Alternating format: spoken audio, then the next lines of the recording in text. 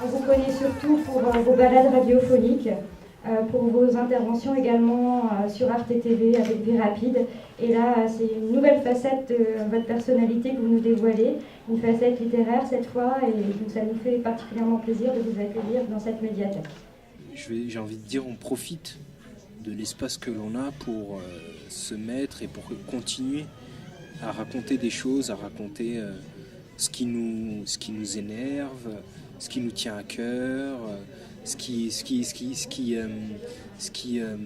pour nous intéresse finalement et ce qui nous préoccupe, quoi. Donc on continue.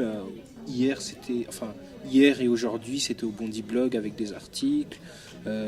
Avant-hier c'était à France Inter avec des reportages. Et maintenant c'est avec un roman. On est en train d'écrire un deuxième. Donc finalement on profite de ces espaces-là pour nous exprimer et pas être là pour être là, on espère. Je pense que ce n'est pas forcément une mauvaise chose que les rêves des gens soient ailleurs, justement. Et si on rêve d'ailleurs, il faut aller ailleurs. Parce que il faut apprendre à se battre ailleurs, il faut apprendre à se connaître ailleurs pour mieux se connaître soi-même. Et moi, ce que je souhaite à tous ceux comme moi, finalement, qui sont issus des quartiers, c'est d'oser rêver d'ailleurs et d'assumer de penser à vouloir aller ailleurs. Forcément, on a la parole. Voilà, quand on écrit un livre, il y a quelque chose derrière qui fait qu'on fait de la promotion pour le livre, pour le vendre. Voilà. Et cette promotion, c'est très simple, c'est une façon d'aller sur les plateaux de télé, de radio, etc., de parler de son travail.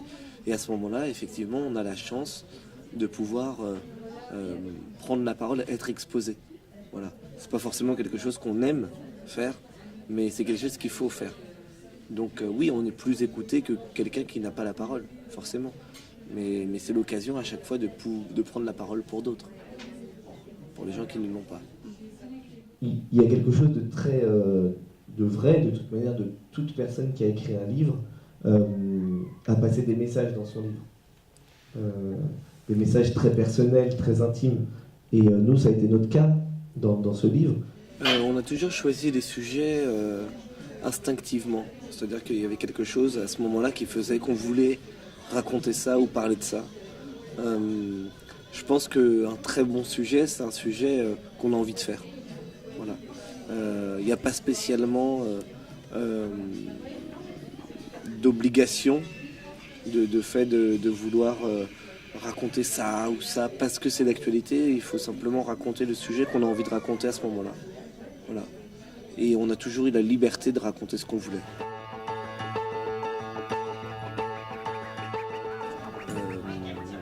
Écrire un article, c'est du travail. Travailler à la radio, c'est du travail. Écrire un livre, c'est un travail extrêmement dur. Donc non, ça n'a pas été facile. Mais on va dire que les planètes se sont bien alignées. Voilà. Il y a des éléments qui font que parfois c'est peut-être plus facile parce qu'il y a la bonne rencontre au bon moment et que le travail du coup est mis en perspective plus facilement que quelqu'un d'autre. Voilà. Donc c'est peut-être du travail mélangé à de la chance. Il faut admettre la folie que l'on a en soi de se confronter aux problèmes, de chercher à espérer des solutions.